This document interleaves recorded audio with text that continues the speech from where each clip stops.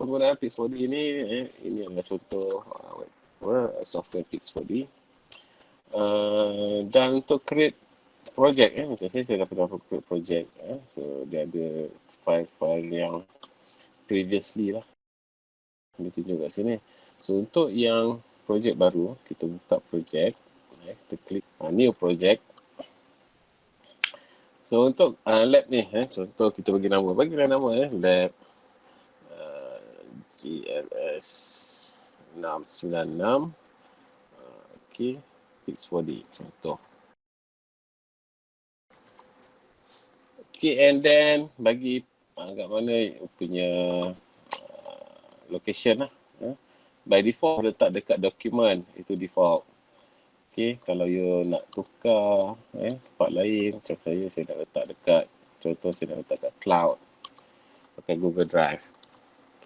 So saya letak dekat macam ni. So saya create lah satu folder, and then saya buatlah lab Pix4D, contoh lah Okay, saya select folder, so dia letak saya punya cloud. And then project type, Pix4D ni dia support beberapa jenis project file. Yang pertama, totally new project. Kalau new project ni saya tak pernah wujud lagi project ni. And then kalau yang kedua, project merge from existing projects. Ini sesuai kalau kamu ada banyak data, lebih daripada 700, selalunya dalam beribu lah. Okey, pada optimumnya, satu projek kita akan proses maksimum 700 gambar. Jadi kalau katakan ada 2,100 gambar, jadi kita akan buat 3 projek yang berbeza. Projek file yang berbeza lah. So kita akan pecahkan satu projek yang besar tu pada 3 file yang projek berbeza dan proses secara berasingan. Dan lepas tu kita boleh sambung ataupun cantumkan ke semua projek tu. Kita gunakan project merge from existing projects. And then yang ini new camera project, new project with camera rigs, project merge from existing project from camera rig calibration ni sebenarnya sama je basically kat atas ni, cuma dia ada tambahan camera rigs. Camera rigs ni kalau kamu ada set up satu sistem kamera. Nampak? Tak nampak. Apa yang tak nampak? Siti Sarawak. Sekejap, saya nak tanya, you all nampak ke tak ni? Okey, nampak Siti Sarawak. Saya tak faham. Siti Sarawak. Siti Sarawak yang tak nampak tu apa, saya tak faham. Okey, tak apa. Nanti dia bagi tahu lah. Okey, kamera rig ni, let's say kalau kamu ada setup special camera, yang ada 2 kamera, 3 kamera, 4 kamera, and then you calibrate dia punya position, dia punya internal parameter, dia punya exterior parameter, and then kat situ kita boleh gunakan parameter parameter yang kita guna tu, and then boleh create as a new project with camera rig. Alright, kalau yang biasa kita pakai yang new project biasa je lah, kita tak pakai camera rig. Okay, next kita akan upload image. Kita boleh upload image yang kita nak proses. So ada selain daripada image, kita boleh upload video. So sebenarnya Pix4D boleh support processing video. Cuma video ni dia lambat sikit lah sebab dia nak extract frame by frame. So kita fokus pada still image, maksudnya gambar yang biasa lah, bukan gambar yang bergerak ni. Kamu boleh add menggunakan button add image. Yang ni kena add satu-satu. Ataupun nak senang, kalau gambar tu dah disusun elok-elok dalam folder dan disimpan dalam mana-mana directory, just tekan add directory saja.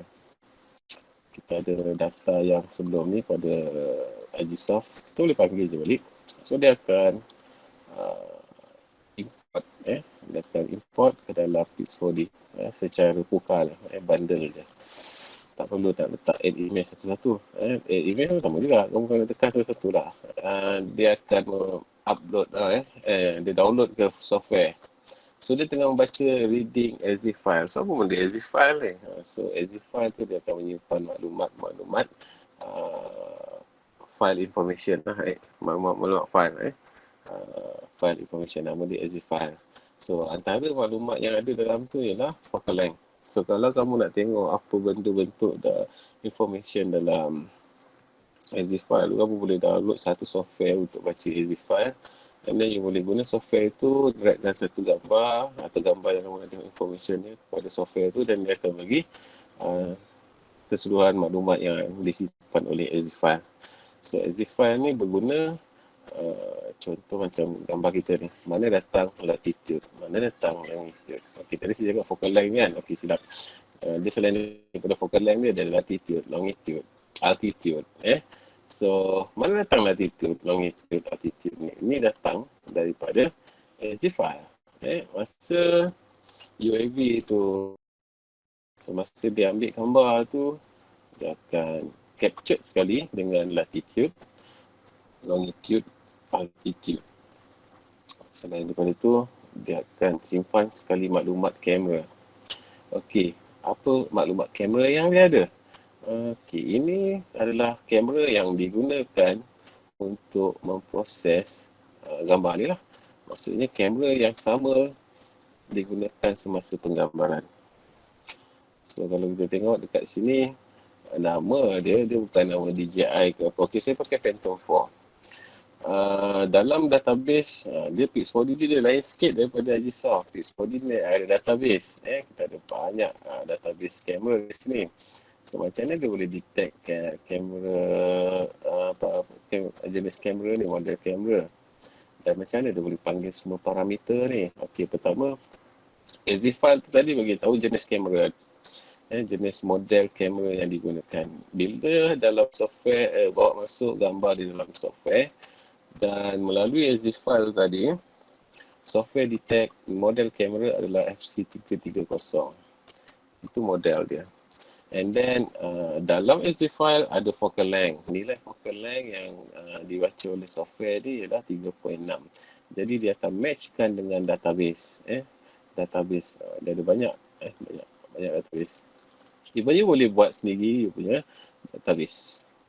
Let's say kalau kamu ada kata apa, calibrated camera. Kalau kamu ada calibrated camera, kamu boleh create new ataupun kamu edit saja parameter yang sedia ada dalam database. So dalam jenis model atau kamera yang digunakan adalah jenis RGB, simple je. Selain daripada RGB, nanti akan jumpa macam-macam. Ada yang jenis multispectral, ada yang jenis thermal. So untuk processing menggunakan data yang saya bagi ni, dia hanyalah jenis RGB, gambar visible band. Dan kalau kamu nak tengok apa dia camera calibration yang ada, so yang ini dia gunakan kaedah computer vision. Maksudnya parameter yang diberi ni adalah parameter yang berasaskan computer vision. Sama je macam yang Agisoft, kalau kamu tengok dalam calibration parameter tu, itu pun sama je. Dia adalah berasaskan kepada computer vision. Cuma apa yang saya kata computer vision, maksudnya cara dia determine parameter ni, estimate parameter. Kalau dia punya nama macam sensor width, sensor height, ini memang computer vision pakai lah. Pixel size. Okay, dalam photogrammetry, kita ada lebih kurang 8 hingga 10 parameter yang digunakan untuk compensate distortion masa processing. So, parameter yang kita perlukan ialah focal length. Satu. And then principal point X, principal point Y, itu dah 3. And then radial distortion. Okay, kalau dalam photogrammetry kita panggil distortion. Radial distortion ni sebagai K1. Radial distortion ni sebagai K. Dia ada 3 polinomial radial distortion. So dipanggil K1, K2 dan K3. So dekat dalam Fixed 4D dipanggil R. Sama je lah. Just simbol aja yang beza. And then kita ada lagi tangential distortion. So kat sini dia pakai T. Kalau kat fotogrametri dia pakai P. So dia lain-lain lah. So kita ada 3, 4, 5, 6, 7, 8. So kat ni dia pakai 8 parameter. So ada 2 parameter yang tak perlu dalam software ni. Kalau dalam Agisoft dia boleh pakai 10. Malah 11. Sebenarnya radial distortion dia sampai 4. Okay. And then dia boleh buka dia punya tangential distortion. And then lagi 2 saya dah lupa dia punya istilah. Salah satu dia affinity lah. Affinity distortion. So distortion tak ada value, dia just nombor je. Dia profile saja. And then kalau kamu bandingkan antara Agisoft punya parameter dengan Pix4D punya parameter, dia akan ada beza sikit. Sebab satu, walaupun dua computer vision, tapi saya tak faham macam mana dia punya formula ni. Dia ada formula dia nak calculate benda-benda ni. Kecuali focal length dia akan betul lah. Kalau Agisoft, nilai dia lebih kurang ni lah, 3.61. Cuma dalam Agisoft, semua parameter dia menggunakan pixel. Parameter contoh focal length dia guna pixel, principal point dia pakai pixel, distortion tu semua tak ada nilai. Okay. And then kalau dalam Pix4D dia pakai milimeter. Okay. Then you boleh juga tukar jadi pixel sebelah sini. Okay. So by default dia pakai pixel. Then kamera model ni adalah jenis apa? Adakah perspective lens atau fish eye lens? So yang contoh fish eye lens ni kalau kamu ada pakai GoPro. So kalau kamu pakai GoPro kamu kena detect pakai fish eye lens. So parameter ni kamu tak payah edit sebenarnya. Itu just by default. Kamu kena tahu dalam survey, especially dalam fotogrametri. Kamu kena ingat fotogrametri dia ada 3 step utama dalam penyelesaian masalah orientasi menggunakan apa-apa software ataupun stereofoto. Yang pertama, kita kena selesaikan interior orientation. Yang kedua, kita kena selesaikan relative orientation. Yang ketiga, kena selesaikan exterior orientation. 3 benda ni kita selesaikan dalam software. Contoh kalau kamu pakai photo board, 3-3 ni kamu kena selesaikan. Barulah semua point objek di bumi kamu calculate itu boleh dipercayai ataupun reliable. Kalau tak ada interior orientation dalam software, dalam fotogrametri, dia tak dapat menempati konsep metric measurement ataupun pengukuran secara metrik. Dia kalau kamu tak boleh buat kalau kamu tak ada interior orientation, maksudnya kamu tak buat calibration, software akan tolong buatkan calibration untuk kamu. So itu yang digunakan dalam semua computer vision software. Kalau kamu tak bagikan parameter yang dah dikalibrate, yang dah kamu estimate sebelum kamu proses, software akan buatkan calibration interior tu. Semua parameter ni akan determine oleh software secara on the job self calibration. So yang on the job self calibration ni dia tak berapa dah sesuai untuk metric measurement. Itu dalam term fotogrametri lah. Dalam term computer vision dia tak kisah. Sebab dia bukan mementingkan metric measurement, dia mementingkan quality visual. Visual gambar tu atau visual hasil. Okay. Alright, itu kamera. And then setiap kali ambil gambar, gambar kamera ataupun kamera akan tag kedudukan gambar tu. Geolocated image. So kat sini kita ada from file ataupun from exist ataupun to file. Okey, yang ini geolocation image adalah yang kat bawah ni. Image 160 contohnya. So latitude, longitude, altitude. Dia dapat daripada exist yang saya sebut tadi. So accuracy dia by default 5 meter. Okey, kita kena biarkan 5 meter. Right, kenapa 5 meter? Sekejap.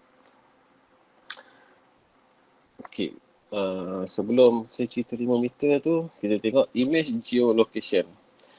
Okay, image geolocation ni dia ada koordinat sistem dia sendiri. Jadi saya akan explain kat kamu apa benda image geolocation, apa benda dia punya accuracy.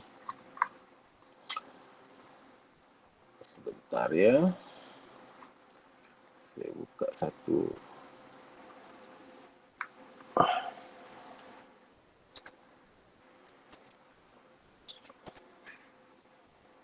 Alright, masa kita kalau you buat projek, so kita akan ada site lah. So yang ni kita pakai ground.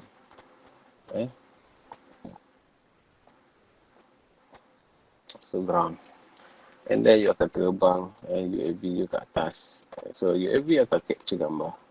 Dia akan capture set of photograph lah. Ada banyak gambar. So saya simplifykan, tak banyak, ada lebih kurang 8 gambar.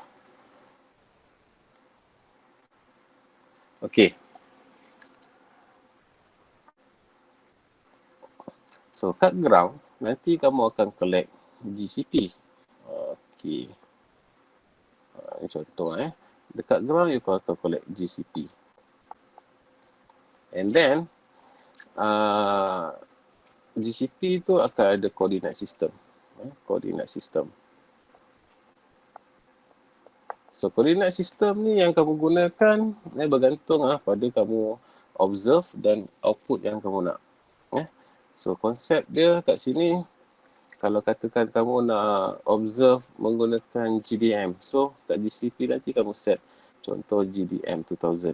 Ni contoh lah GDM 2000. So macam kita tengok dalam Ajisar kita lagi. Okay, masa observe, UAV akan ambil gambar. So setiap kali dia ambil gambar, gambar ni akan ada koordinat. Dia akan ada koordinat. So saya akan lukis macam ni lah, besar sikit lah. So dia akan tagkan koordinat. So pada titik tengah gambar ni dia akan ada koordinat. So datang mana koordinat ni? Datang daripada sistem UAV tu sendiri lah. Kalau katakan DJI tu dia punya sistem, koordinat sistem dia ialah WGS84. Itu dia punya datum. And then dia punya vertical datum dia pakai EGM. Okay, EGM 96. Okay, so kalau kita tengok dekat sekejap, nak tukar balik.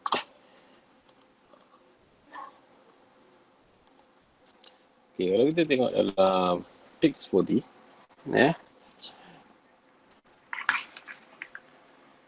okay.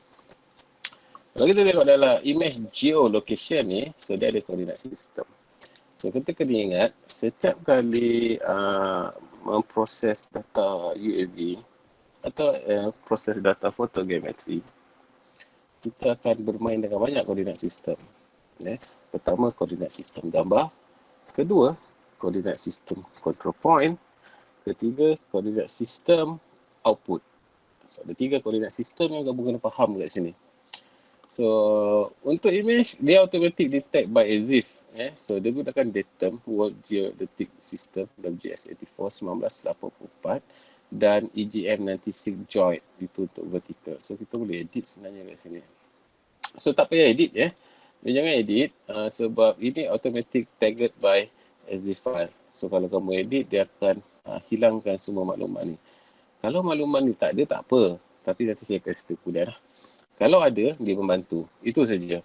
Kalau ada, dia membantu. Kalau tak ada, tak apa.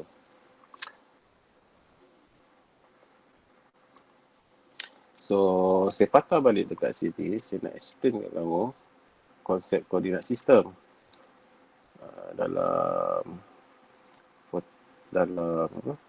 Pix4D ataupun Ajisar ataupun fotogrametri. Okey. So, apa yang saya sebut tadi, kamera ada koordinat sistem. So, koordinat sistem dia mungkin tak sama antara kamera dengan ground. So, mungkin dekat ni sebab dekat udara, gambar yang diambil tu menggunakan drone, sistem drone. Kamu kena semak sistem drone ni pakai koordinat sistem apa. Contoh macam DJI Phantom 4, dia menggunakan WGS84.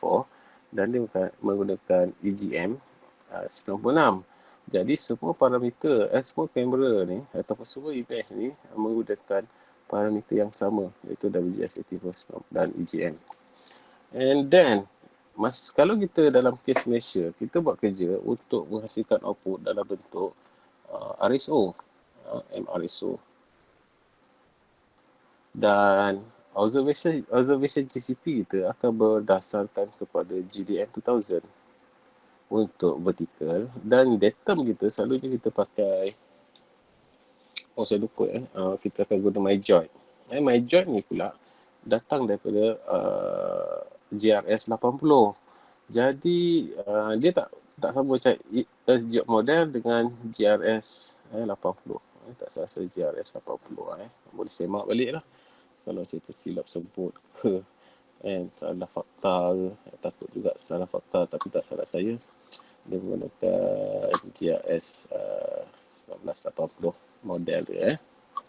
So itu MyJoy. Bila kamu pakai MyJoy, so kamu observe, so datum kita GDM 2000 dan GS 80. So dah konflik dalam situ. Satu WGS84, satu lagi GDM 2000. Itu data source, maksudnya punca data. Okay.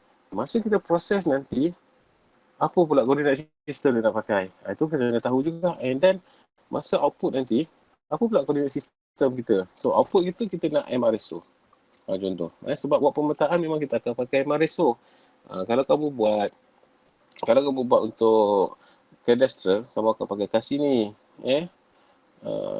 Okay. Jadi, semasa nak dapat ni, dia akan ada proses. And then dia akan ada input. So, input koordinat sistem, proses koordinat sistem, output koordinat sistem. Sini output lah. So, yang ni kamu kena tekankan. Maksudnya, kamu kena faham betul-betul. Kalau tidak, you punya projek memang salah dari segi koordinat sistem dia.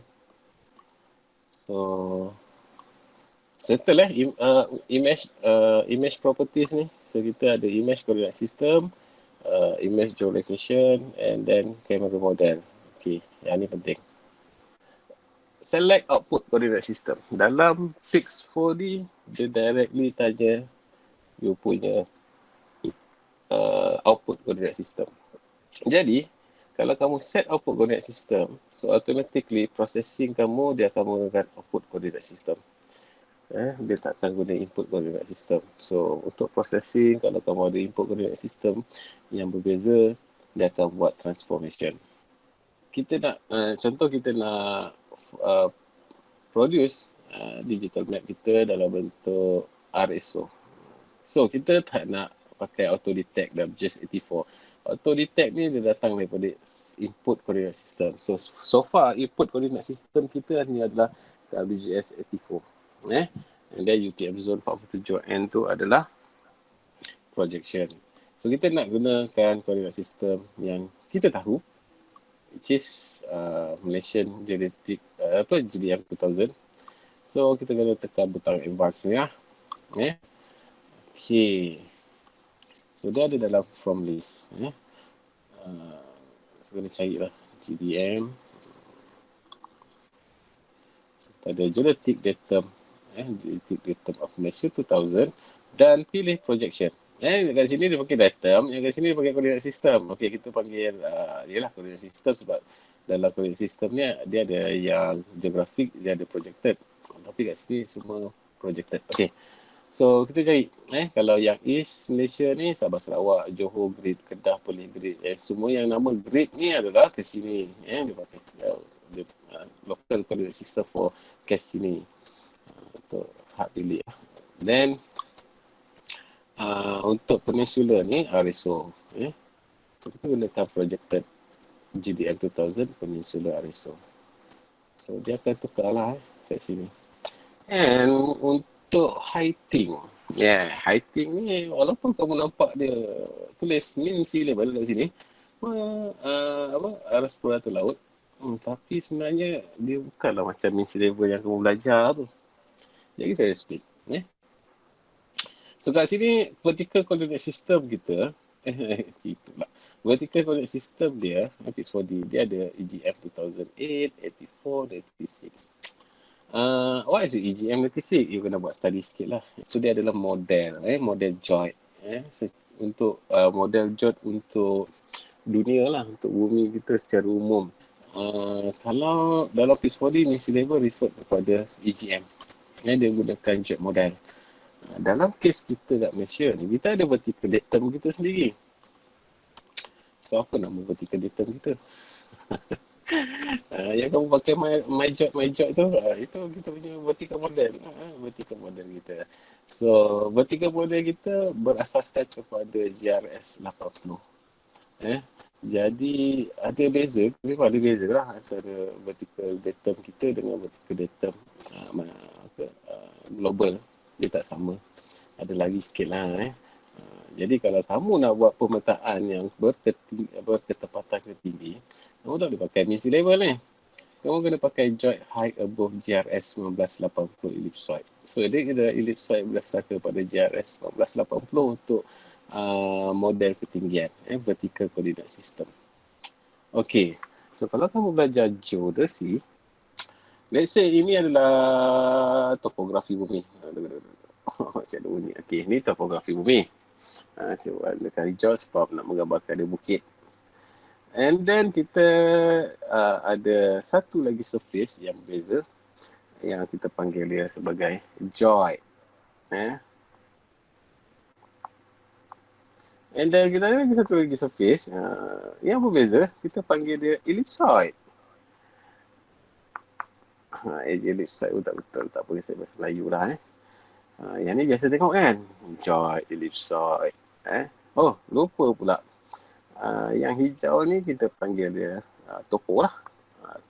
Topografi. Okay. Alright, let's say you ada satu point. Kalau kamu belajar geodesy, macam mana kita dapat point P dekat atas topografi? Dia ada satu keadaan, contoh you saya buang sikit. Okay, you boleh buat observation pada laut. So, kamu akan dapat mean sea level, aras purata laut. Mean sea level, kamu kena observe mean sea level tu sepanjang berapa tahun untuk yang global ataupun kita punya large scale, ataupun untuk local scale, kamu observe mungkin sebulan, 2 bulan untuk dapatkan aras purata laut. So, aras purata laut dekat sini, dia akan nilai kosong. So, bila dia nak bawa ke point P, dia akan melalui proses transformation lah, leveling contohnya. Kita transform daripada nilai kosong, bawa nilai itu kepada nilai P. So, nilai P ni akan ada value ketinggian lah. So, akan ada positif lah. Positive value. So, kalau negative value, maksudnya dia duduk bawah laut lah. So, kat Malaysia ni jarang saya jumpa kawasan bawah laut. Kecuali dekat Penang. Dulu saya belajar masa saya kerja, jumpa benchmark, semua benchmark -1. Jadi kawasan tu theoretically dia duduk bawah laut. Okay. So berbalik pada point P. Point P adalah point di atas topografi. So point P ni sebenarnya dia transport daripada joint, daripada aras purata laut. So mean sea level ni duduk katakan di purata laut. Okay. So joint ni kebetulan dia memang aras purata laut tu menggambarkan kita punya garisan joint. Dan joint ni akan terus berada di bawah objek-objek bumi. So joint merujuk kepada pengukuran secara graviti. So graviti sebenarnya. So katakan point P ni kita ukur daripada garisan joint, permukaan joint. So itu akan membentuk ketinggian topografi, yang kita panggil sebagai auto height, autometric height. Okay, autometric height. So apa-apa saja pengukuran daripada joint kita pakai autometric height. And then Kalau kita gunakan model matematik, ellipsoid adalah model matematik. Dia datang daripada model ellipsoid yang mana kita ada Allah tak cantik pula. Kita ada semi major, semi minor dan semi major, A dan B.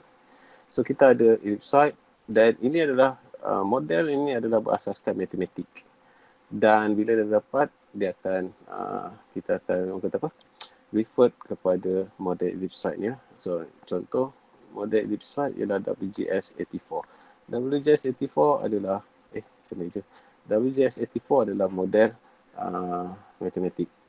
Model bumi secara matematik, secara ellipsoid. So kalau katakan P ni diukur daripada permukaan ellipsoid, so dia akan digunakan menggunakan simbol H. So ketinggian daripada P, ketinggian P daripada ellipsoid kita panggil dia ellipsoid height. So dia tadi ketinggian daripada joint kita panggil auto height. So kalau daripada permukaan ellipsoid kita panggil ellipsoid height. So antara joint dengan ellipsoid ni separation, separation. So separation ni kita panggil joint height. Okay, daripada ellipsoid ke joint, ketinggian joint daripada ellipsoid kita panggil joint height. So ada tiga ketinggian yang berbeza kat sini. So let's say kita nak ukur P. Biasanya dalam pemetaan kita akan guna autometrik. Okay. Kita tak gunakan joint. Joint ni untuk orang kerja-kerja geodesi. Alright. So untuk kerja-kerja pemetaan kita guna topografi ataupun autometric height. Mana datang autometric height? Kalau kaedah lama kamu kena observe daripada mean sea level. So dia letaklah benchmark kat tepi jalan tu, benchmark supaya kamu dapat transfer heighting daripada benchmark ke tempat kamu. Sekarang zaman dah canggih, kita guna GPS. Let's say kamu observe P ni gunakan GPS. GPS dia observe bukan pada joint tetapi dia observe pada ellipsoid. So hati-hati kalau kamu pakai alat GPS. Sistem controller memberi ketinggian pada datum mana, adakah ellipsoid ataupun joint, ataupun ada controller yang dah siap-siap convert kepada my joint. Yang ni pun kena tahu juga. So my joint ni tadi dia adalah satu model matematik juga yang merujuk kepada GRS 80. Okay, cuma dia dah buat observation untuk kawasan Malaysia sajalah. So kalau kamu nak buat observation pakai my joint, so kamu kena ada nilai N ni lah. Right. So boleh faham tak ni? Dia macam berbelit-belit sikit ni. Kalau kamu guna autopo, kamu akan dapatkan nilai joint ni. Okay. Berbalik-balik kita kepada kerja kita dekat fixed body.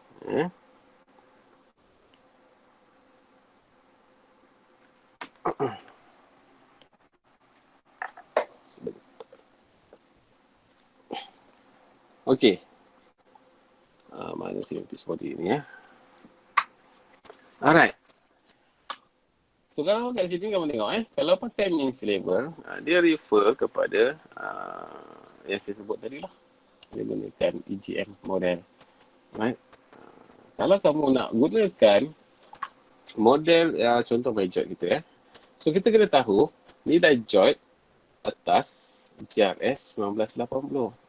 So berapa nilai dia? Right? So kat sini mana nak dapat nilai ni? Kalau kita letak kosong, nilai kosong tu merujuk kepada ellipsoid sebenarnya. So kalau kita letak 1, maksudnya nilai joint kita daripada ellipsoid adalah 1. Okay. Kalau kamu ada my joint value, kamu boleh letakkan nilai my joint tu. So mana dapat nilai my joint tu? Kamu kena belilah dekat jabatan ukur. Okay, selalunya untuk yang kerja-kerja saintifik kita pakai my joint. Dan dari pemetaan pun kita pakai my joint lah. So ia ada dua option kat sini. Kalau you nak pakai mean sea level, dia akan pakai model EGM yang set. Okay, arbitrary ni untuk apa? Arbitrary ni kalau kita tak ada apa-apa reference frame. Maksudnya kalau kamu nak buat kerja dalam lab, tak perlu ada local coordinate system pun. Kita pakai arbitrary cukup lah. Coordinate system tu kita control sendiri. So dalam kes ni, kamu boleh pakai mean sea level, kamu boleh pakai joint above. Okay, let's say saya nak pakai my joint. So nilai yang saya dapat daripada Jupan adalah negatif 2.08. So saya masukkan nilai itu dekat sini. Negatif 2.08. So saya tekan next lah. Kat sini boleh ada soalan tak dekat select output coordinate system ni? Kalau kamu proses nanti boleh lah pakai negatif 2.08. Pakai negatif 2.08 sebab ni data yang saya dapat daripada Jupam lah. Okay. Sekejap. Negatif 2.08 ni hanya projek saya ni je tau. Lain tempat, lain nilai dia. Jangan salah faham. Nilai itu berdasarkan pada tempat yang kamu pergi buat observation. Dapatkan juga dia punya ketinggian, heighting kat situ.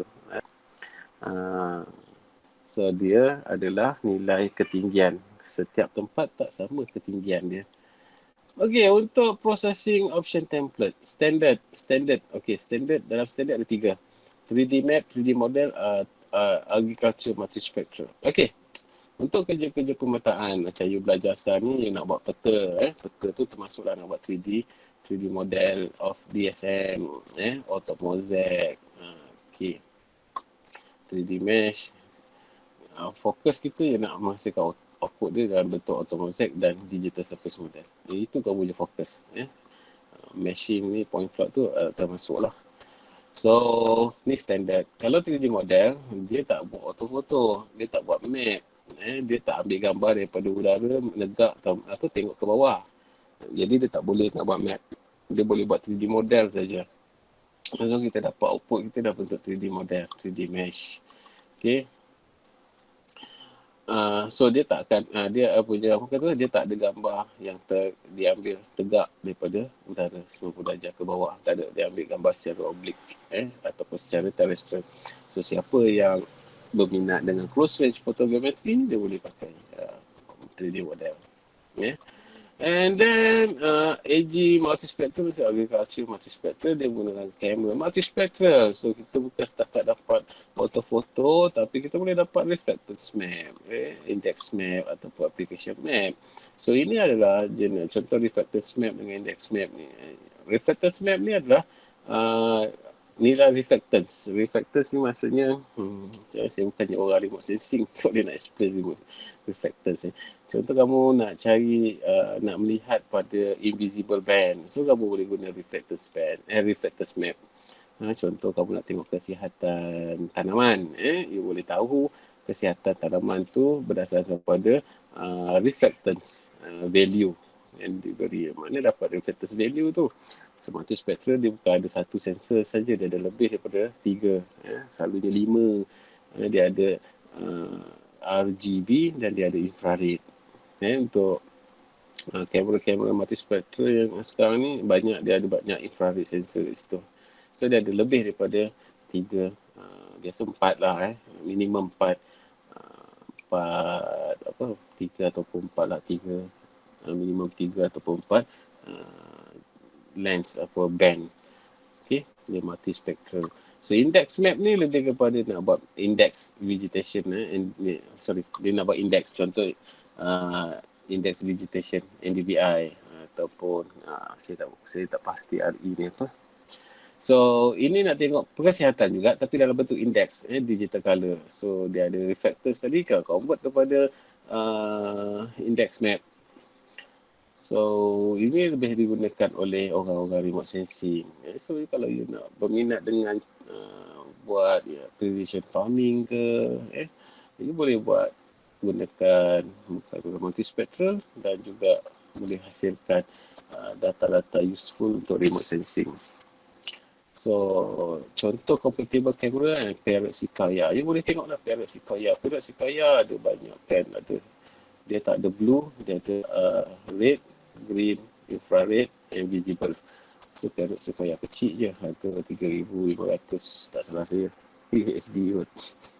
Okay, Mikasa Red Edge. Okay, Mikasa Red Edge ni ada 5 sensor. 5 band, RGB, Red Edge dan near infrared. So dia ada 5. Harga dia RM30,000, lebih kurang macam tu. Aronoff Multispec, yang ni saya tak boleh pakai. Alright. Okay, ni standard. Okay, kita pilih lah apa yang kita nak. So, of course lah kita nak 3D map. So, apa beza standard dengan rapid?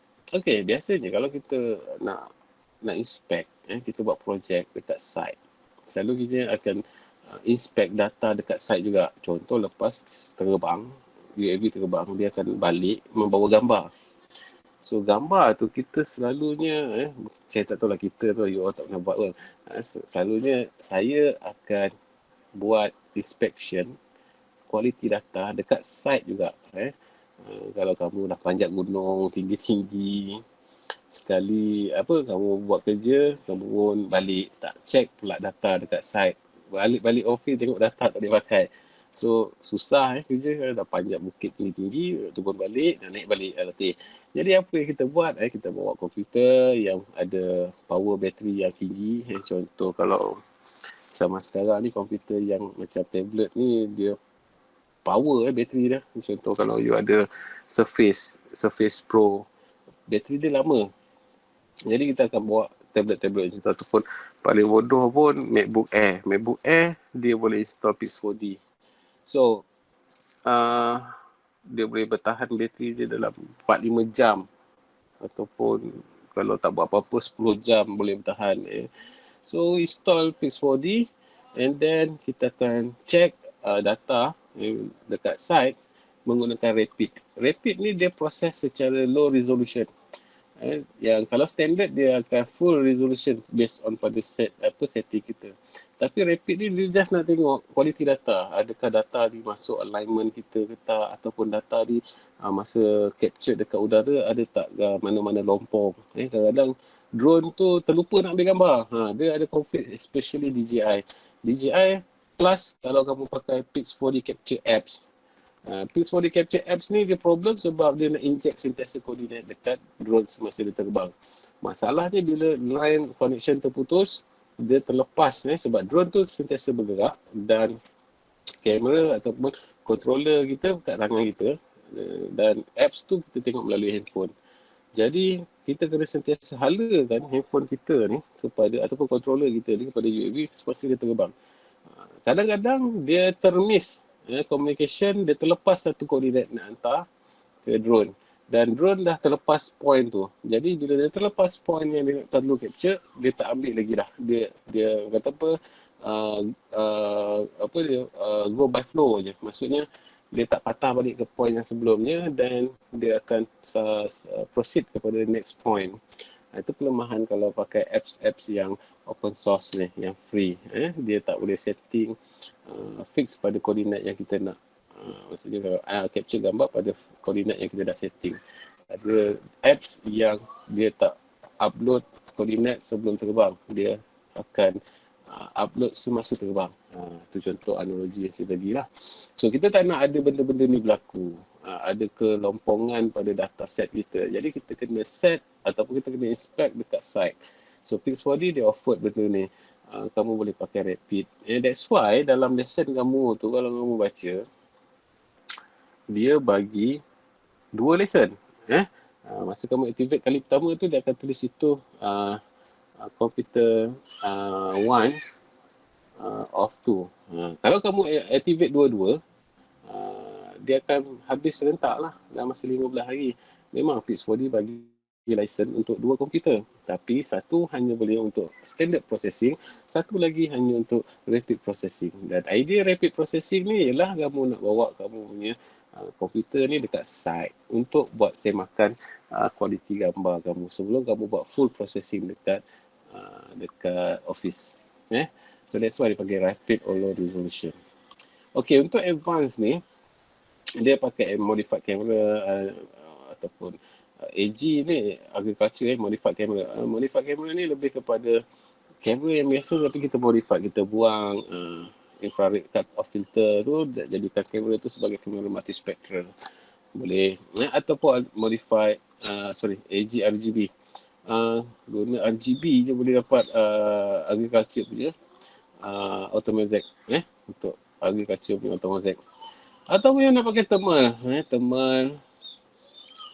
Kalau kamu ada thermal sensor, you boleh dapat reflectance map. Selain itu, you pun boleh dapat heat. Contoh ni, index map, heat. Okay. So siapa yang berminat nak belajar tentang thermal, sensor-sensor yang berbeza daripada RGB, ni semua contoh-contoh lah. So Pix4D boleh proses. As long as dia adalah gambar, dia boleh diproses oleh Pix4D. Now kita dah masuk. So you akan dapat macam ni. So Pix4D akan directly ada background map. Dia punya background map tu. So ini kawasan yang saya observe dekat Jalan Genting Kelang. Somewhere dekat KL lah. So dia akan buat bentuk alignment macam ni. Ini adalah koordinat. Ini dia dapat susun ni sebab pada image kita ada koordinat latitude, longitude. So kalau kita tengok kat sini, kat bawah ni, dia koordinat sistem dia WGS84. Ini koordinat sistem gambar. Dan ujung ni kita ada Peninsula Resource. Ini adalah kita punya output coordinate system and processing coordinate system. Okay. Alright. So kalau kita klik gambar ni, dia keluarlah gambar yang kamu observe atau saya observe dulu lah yang kita ada ni. Okay. So far boleh. Dah 1 jam saya explain benda yang pertama. Output quality dengan processing speed depend on kita punya laptop ke. Okay, nanti saya explain benda tu output quality, processing speed, apa semua saya akan explain. Bawa sini saya explain dulu dia punya project file operation dulu. Apa dia yang kita kena faham tentang input of image coordinate system dengan output coordinate system. Okay. Sebelum saya pergi sini, saya akan tunjuk balik. Okay, tadi kita dah set up. Benda yang sama kita boleh keluarkan balik. Contoh kalau kamu ada perubahan pada setup. Contoh image geolocation, kamu ada perubahan. Kamu boleh ubah dekat sini. So, kamu boleh access dekat sini. Okay, kamu boleh access. Alright. Ataupun kamu nak set up output coordinate system. So, kamu boleh set up output coordinate system kat sini. Alright. So, sama je. Kamu boleh edit. Walaupun tadi set up tadi, kamu dah buat. Jadi, kalau ada perubahan, kamu boleh edit juga. Cumanya kalau kamu dah buat processing, kamu ada perubahan, kamu kena reprocess balik pada awal. Okay. Dalam Pix4D, dia ada 3 step. 3 step processing. Dia tak sama macam Gsoft. Gsoft kamu tengok align, create dance, lepas tu create mesh, lepas tu create texture, lepas tu create RDM, create autophoto. Itu Gsoft. Dalam Pix4D dia simple je. Dia ada initial processing, dia ada point cloud and mesh, dia ada DSM auto processing index. So initial processing ni, ini berlaku SFM. Dia sama macam alignment dalam Gsoft. Initial processing adalah proses untuk menyelesaikan masalah gambar, orientasi gambar. Okey, sekejap. Saya kena explain balik. Apa benda yang kita buat fotogrametri ni? Nak kena bukti balik lah. Ini kena tengok betul-betul lah. Okey, fotogrametri ni,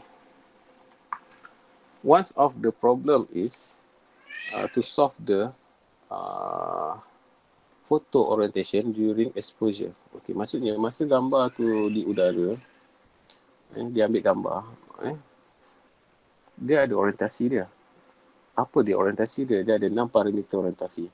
Dia ada X, dia ada Y, dia ada Z, dan dia ada omega, dia ada phi, dia ada kappa.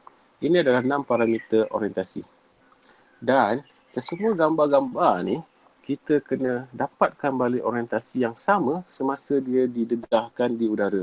Dengan kata lain, proses menggunakan stereo plotter kalau kamu belajar dalam fotogrametri, kamu belajar photo mode, RDAS and so on tu, proses yang kamu buat tu ialah proses menyelesaikan orientasi gambar. Apakah orientasi yang kita kena selesaikan? Orientasi eksternal ni lah, exterior orientation. Okey, nak menyelesaikan exterior orientation ni, kamu kena ada GCP, kena ada type point. So, benda-benda ni nanti dia akan membantu untuk penyelesaian relative orientation. What is a relative orientation? Relative orientation ni maksudnya kita nak intersect antara sinar jambakan cahaya gambar kiri dengan gambar kanan. Itu relative orientation. Nak selesaikan relative orientation ni dengan exterior orientation ni, Nak selesaikan exterior orientation ni, kita kena data kat bawah ni, kita kena ada data type point. Okay. And then, kita kena selesaikan relative orientation supaya gambar kiri dengan gambar kanan terikat. Termasuk juga gambar yang sebelah sini, gambar kiri dengan gambar kanan terikat. So, itu dinamakan relative orientation. So, dan satu lagi parameter yang diperlukan untuk menyelesaikan exterior orientation ni, kita kena tahu interior orientation. Sebenarnya nak buat relative orientation pun kita kena buat interior orientation. So, what is interior orientation? Interior orientation ni kita nak establish koordinat sistem foto. So, dekat sini kita ada koordinat fotografi. Dan dekat ke bawah kita ada koordinat ground. So, kat sini kita panggil image space. Okay, image space. So, image space dia ada koordinat system of image. So, kita ada banyak koordinat Kalau kita ada 8 gambar, so kita ada 8 koordinat sistem gambar.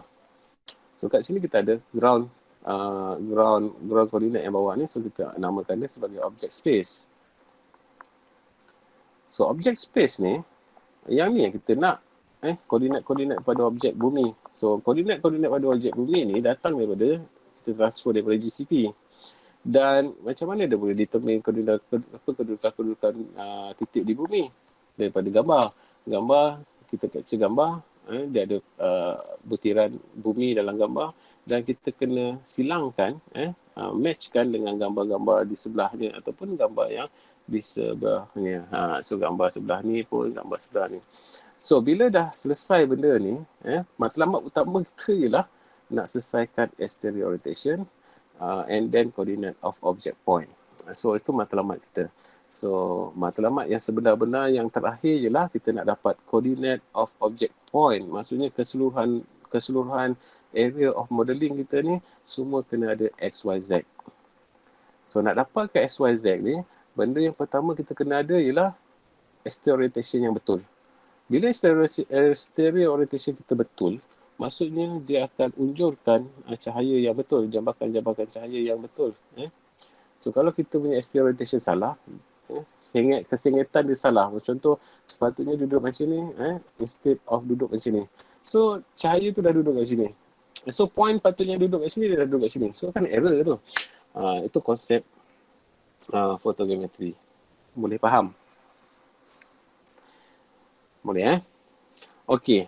So, dalam kerja-kerja pakai drone, exterior orientation kita ni diberi oleh GPS dengan IMU. So, dalam drone kita ada satu GPS. Satu lagi kita ada IMU. Okay. So, GPS ni nak dapatkan X, Y, Z dan IMU ni kita nak dapatkan orientation. Kalau dalam drone kita panggil yaw pitch roll, ataupun kita boleh pakai omega phi kappa. Okay. Omega phi kappa ni refer pada fotograf punya orientation. Asalnya dia pakai yaw pitch roll. Yaw pitch roll, saya tahu lah simbol dia macam mana. Boleh lah pakai simbol apa-apa, yaw pitch roll. Okay. So bila kita dah ambil gambar menggunakan drone, dia dah tag GPS dengan IMU. So bila dah tag GPS dengan IMU tu yang menyebabkan software Pix4D ni boleh determine kedudukan XYZ gambar. So nampak tak dia susun? Ini susunan saja secara roughly. Dia bukanlah betul, bukanlah yang sebenar. So yang kamu nampak merah ni adalah datang daripada tag latitude, longitude, altitude ni. Okay So tujuan kita ialah kita nak dapatkan koordinat pada setiap titik-titik di atas gambar ni. So titik-titik atas gambar ni merujuk kepada titik yang sama di atas bumi. So dia mesti dapat koordinat. So sekarang ni gambar kita ni adalah dalam bentuk koordinat sistem gambar. So ini adalah dalam image space. So kita nak transferkan ke object space. So koordinat dalam object space. Kalau kamu ada GCP, kita guna balik GCP yang lama tu, kamu boleh import. So GCP tu kena tahulah kita dalam XYZ ke So kita punya sebabkan kita guna Peninsula Areso, so automatik dia pakai XYZ. Kalau kamu pakai bukan Areso, contohnya pakai WGS84, so dia akan pakai latitude longitude dekat koordinat order ni. So koordinat XYZ kena carilah koordinat sistem. So saya dekat desktop. Okay. Ni contoh koordinat ni contoh koordinat saya. Okay. Ni contoh bentuk koordinat saya. Dia tak ada apa pun. Dia ada nombor, label GCP, and then the comma, latitude, comma, longitude, comma, heighting. Dah. So maklumat ni kita open saja, and then sekejap. Kena tengok ni terbalik kot. Saya tekan OK dululah. Silap. Saya punya koordinat sistem GCP bukannya Areso. Jadi saya kena cancel operation ni dulu. Okey. Ini GCP, yang saya sebut tadi koordinat sistem, koordinat sistem output. Okey. GCP, saya bukan observe pakai projected. Saya guna GDM geografi. Okey. So, yang ni kena hati-hati. Saya guna geodetic datum of measure, tapi saya tak projectkan saya punya koordinat sistem tu. Saya tak guna Areso. Tapi saya gunakan GDM 2000 geografi. Maksudnya dia dalam bentuk asal. Dia belum projected kepada Cartesian. So, yang ni kamu kena letak OK, and then okay. Saya boleh import balik. Kalau tidak, dia memang tak boleh baca.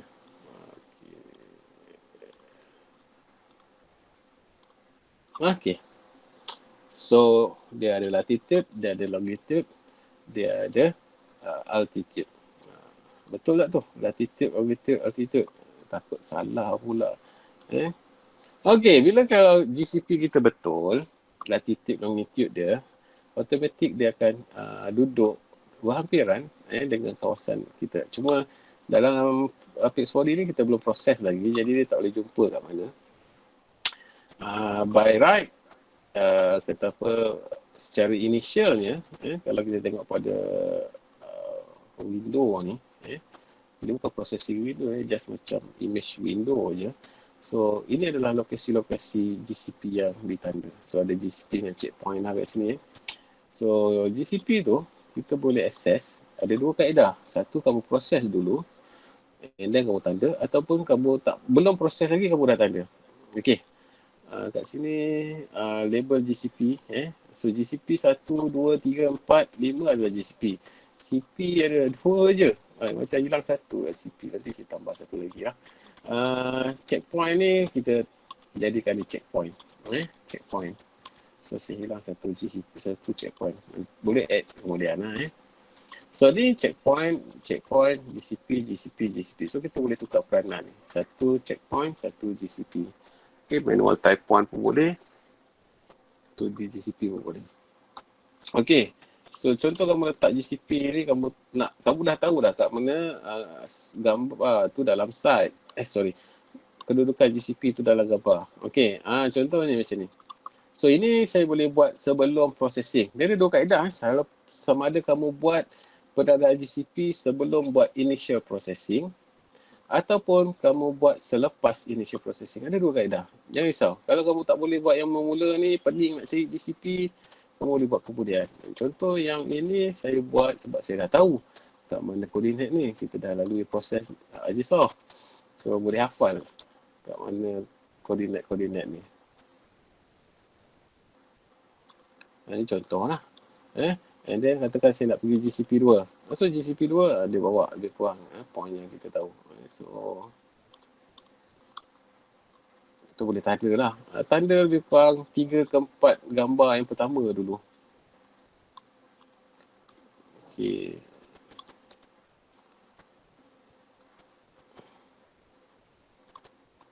Alright. So GCP 3 sebab dah hafal kan kat mana.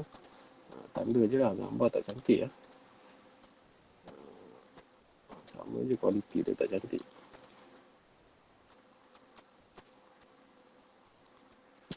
You all kalau nak tanya, you all tanya on voice ni. Saya memang tak pandang chat. Saya tengah buka ni.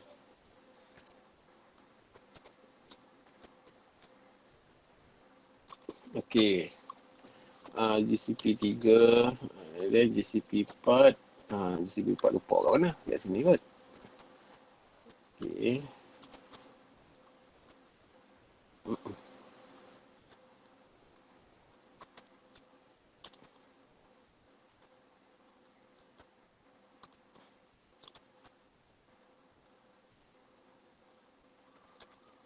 Okey, dan GCP 5. Kita tak ada GCP, checkpoint kemudian lah. Checkpoint tak berapa nak important sangat. Tak jumpa kat mana jadi cari gambar lain. InsyaAllah jumpa. Dia tak lagi mana lah. Tak jumpa pula. Sudah. Mana dia hilang.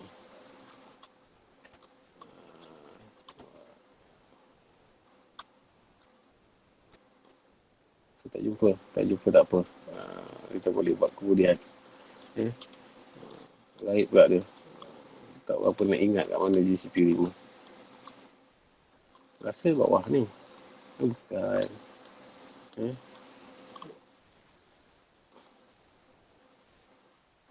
Ini bukan GCP Besar betul tanda dia.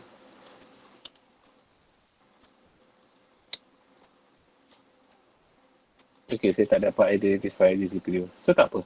GCP 5 tak tanda pun tak apa. So buat masa ni saya baru tanda GCP 1, GCP, dia tak berapa lagi, sorry. So kalau kita tengok basic editor ni, GCP 1 ada 3, kita boleh tambah lagi 1 lah, jadi 4. 1, 2, 3, 4. GCP 5 saya tak jumpa. Tak ada masalah. Dia tak ada apa pun. Dia tak ada beza kalau kamu buat dulu ke, buat kemudian ke. Proses dia sama je sebenarnya. Okay.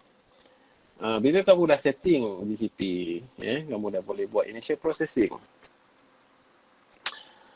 Sebelum nak buat initial processing, ini yang paling penting ni dalam processing option ni. Okay. Kita ada processing option.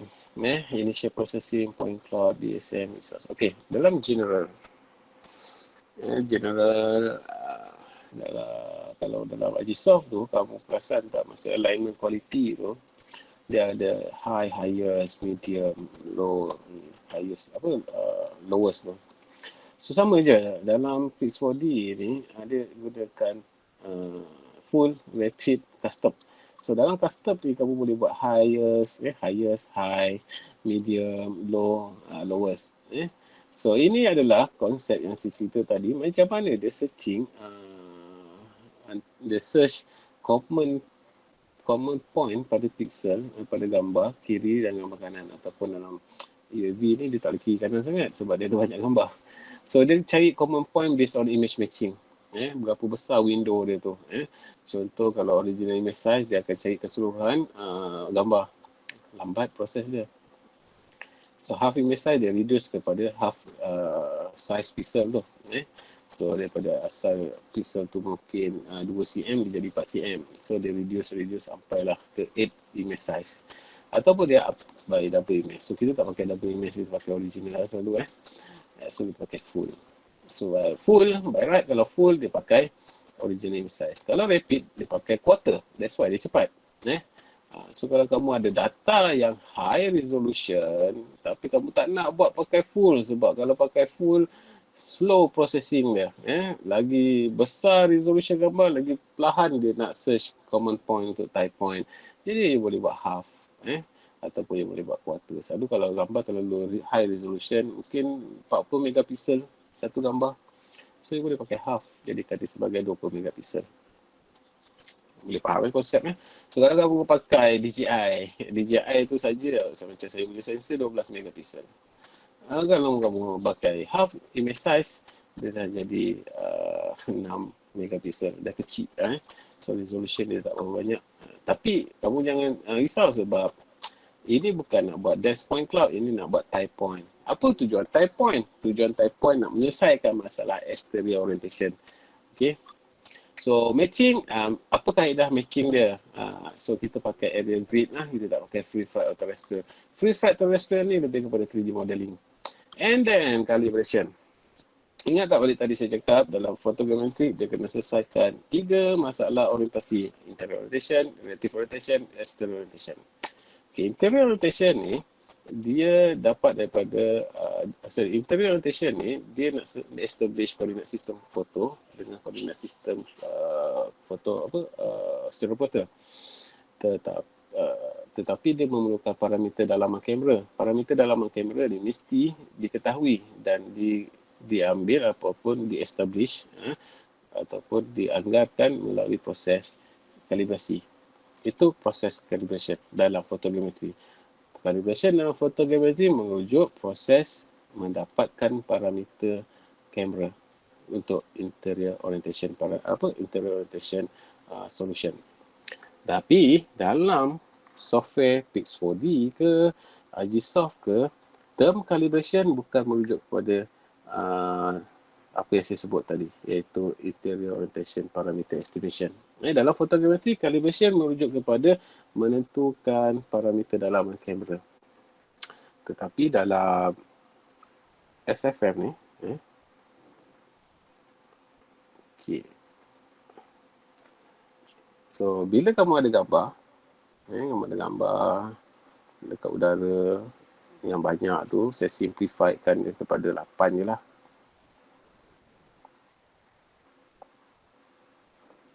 Okay. So ini kita nak selesaikan masalah exterior orientation dia. Walaupun dia dah bagi melalui GPS, X, Y, Z, Omega, Phi, Kappa tu. Tapi kau pun kena ingat, kualiti GPS yang digunakan pada drone yang berbentuk hobi ni, dia punya GPS bukan survey grade. Dia tak pakai survey grade. So error dia lebih kurang dalam 20 meter error dia. Besar error dia. Kalau kamu tengok Agisoft itu hari, dia lagi dalam 40 meter. Besar. Jadi, kita tak mempercayai nilai koordinat yang diberi oleh GPS drone tu. Jadi, XYZ ni tak reliable. So, kita tak gunakan dalam processing. Kita guna untuk estimate saja. Tapi, kita tak gunakan value ni sama macam kita pakai GCP. Jadi, dalam proses SFM ni, calibration dia bukan merujuk kepada nak menyelesaikan interior orientation, tapi dia nak menyelesaikan masalah exterior orientation ni dan juga exterior orientation dan juga point coordinate. Okey, ketiga-tiga ni dia akan melalui proses calibration. So apa yang dia buat? So mula-mula kita ada gambar ni, kita ada satu gambar, and then dia search pada pixel ni, dia jumpa satu, dia buat unjuran. Okay, so pada gambar yang kedua pun sama juga, dia buat searching, so dia jumpa point yang common, dia buat unjuran. Okay, so itu yang pertama. Bila ada banyak set of gambar, dia akan ada banyak set gambar lah lepas tu, banyak merujuk pada gambar ataupun pada point yang sama. Merujuk pada point yang sama. Okay, point ni tadi nanti apa tujuan dia? Ini type point Type point ni nanti dia akan digunakan untuk melaraskan semua balik. Pertama, point coordinate. Kedua, exterior orientation. Ketiga, interior orientation kalau parameter interior orientation tak ada. Kalau parameter interior orientation tu ada, dia akan gunakan parameter ini sebagai parameter awalan. Kalau parameter interior orientation tak ada, dia akan terbitkan parameter ni. Jadi, daripada point ni nanti, dia akan ada bundle adjustment. So, bila kamu melalui proses bundle adjustment, of course kamu kena tahu nilai awal dan nilai yang dia adjust. Okey, ni contoh. Okey, bila kamu dah mark point ni, so bila ada banyak set of byte point, nanti dia akan calculate variance of point ni. Dan bila dia dah dapat coordinate variance ni, So dia akan unjurkan balik point yang sama, point dia ni ke dalam image dia tadi. Asal usul dia tadi. Jadi apa yang berlaku dalam bundle adjustment ni, gambar ni akan di update kedudukannya. So sebab kita kata XYZ ni tadi tak reliable, jadi dia kena buat perbetulan pada gambar. So gambar ni instead of asal je nilai dia duduk kat sini, XYZ yang sekian, bila buat adjustment, kedudukan dia dah berubah. So macam ni contoh pun kedudukan dia dah berubah. So dia melalui proses adjustment. So ini yang kita panggil calibration dalam SFM. So dia calibrate kedudukan gambar, and then dalam masa sama juga dia calibrate kedudukan objek koordinat dan interior rotation parameter. So term calibration SFM tak sama dengan term calibration photogrammetry. Boleh tu, boleh faham tu.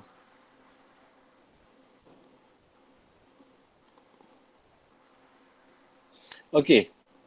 So, sama macam Agisoft, kamu boleh control number of key points. So, biasanya kita akan guna automatic lah. So, kalau calibration ni, so you ada standard, you ada alternative, you ada accurate.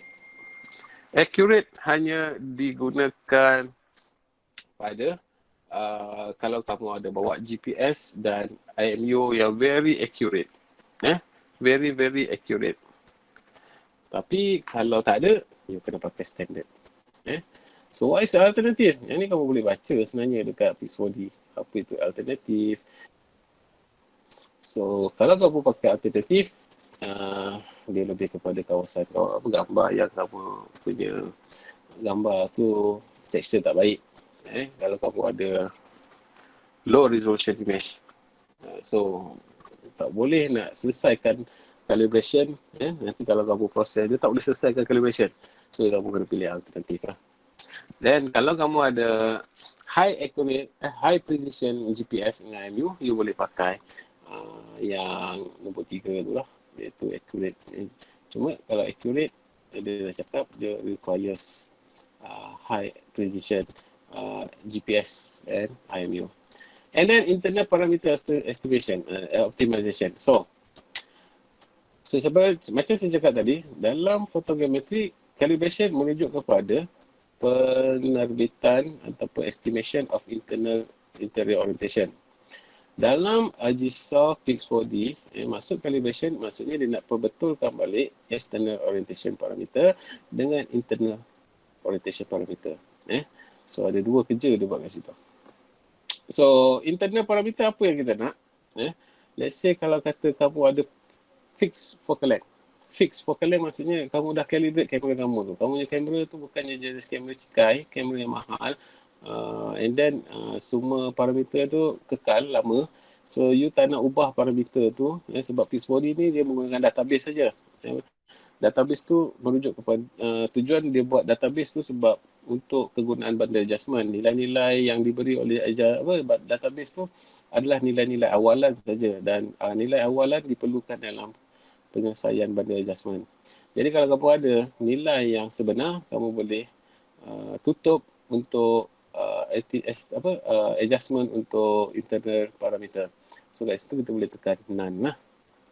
Ataupun kamu nak juga pakai nak buat adjustment, tapi adjustment yang tak terlalu jauh, you boleh pakai all prior. So leading ni saya tak berapa faham sangat sebab dia buat estimation tapi pada parameter yang utama. Mungkin parameter utama tu focal length saja kot. Okay. So let's in case kita punya GPS ni pun tak berapa nak precise, so kita kena buat internal parameter orientation estimation lah.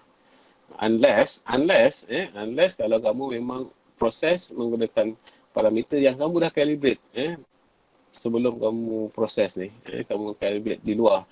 Jadi SFM ni dia cuma ada masalah isu reliability of parameter estimation je. Maksudnya parameter yang dia estimate, yang dia agak tu dia tak reliable sebab setiap kali kamu buat processing berbeza, parameter ni berubah-ubah. Dia tak fix pada satu nilai. So kalau external parameter ni, kalau kamu tak ada precise GPS, precise IMU, memang dia tak bagilah none ataupun orientation. Sebab kalau kamu nak pakai none, dia akan minta accurate geolocation orientation. So, dia kena ada ni. Okay, accurate. Okay. Tapi, nak pakai none ni, dia kena make sure yang kamu punya GPS dengan IMU tu memang betul-betul precise. Okay. Ataupun dia just nak buat orientation saja. SYZ tak, ya. Just orientation saja sebab IMU tak accurate. Tapi still juga GPS kita tak berapa nak bagus. So, kita pakai all. So, remesh ke pre-processing ni kemudian lah. Okay, yang ni kamu boleh buat export ataupun kamu tak nak export pun boleh. Alright. Ada satu lagi yang perlu kamu kena tahu ialah yang ini. Resource and notification sebelum kamu proses. So, saya ada RAM 12 GB. Saya ada 4 thread CPU. And then saya ada GeForce GPU. So, untuk mempercepatkan proses, saya boleh gunakan GeForce 820 ni. Maksudnya GPU lah. Kalau kamu tak ada GPU, boleh proses tapi perlahan. Itu je. So, and sama juga dekat CPU. So, kamu boleh set nak pakai berapa thread, nak pakai separuh pun boleh, nak pakai satu. Jadi, dia lebih kepada speed, processing speed. Dan juga RAM. Ini semua processing speed. Kalau kamu nak pakai 8 GB saja pun boleh, 12 GB pun boleh. So, kalau kamu pakai full maximum resources yang ada pada komputer kamu untuk proses P4D je, jadi komputer kamu tak boleh nak buat benda lain lah. Dia just boleh proses P4D saja pada masa tersebut. Dan kamu duduk diam-diam lah buat kerja kat komputer lain lah. Itu ada punya analogi dia lah. So kalau okay, and then kamu boleh tekan initial processing. So initial processing ni memang mengambil masa lah. Bukannya sekejap. Dia memang mengambil masa yang lama. Bergantung pada prosesor kamu, komputer spek kamu. Kalau kamu pakai high-end CPU, mungkin pakai 8 thread i7 8 generation. Mungkin laju sebab pada initial processing ni resource yang dipakai banyak adalah CPU. CPU kalau besar, power, and then berbantu dengan GPU, tak ada bottleneck, so dia sekejap lah proses. Kalau CPU macam saya ni 4th generation i7 memang ke laut juga lah. Okay. So bila dah selesai untuk minggu ni, dah faham saya dah explain. So sepanjang minggu ni, sebelum kita berjumpa minggu depan, you kena selesaikan ni initial saja. Kamu tekan start. So bila kamu tekan start, dia akan start dengan membaca gambar lah. Okay. So itu saja untuk minggu ni.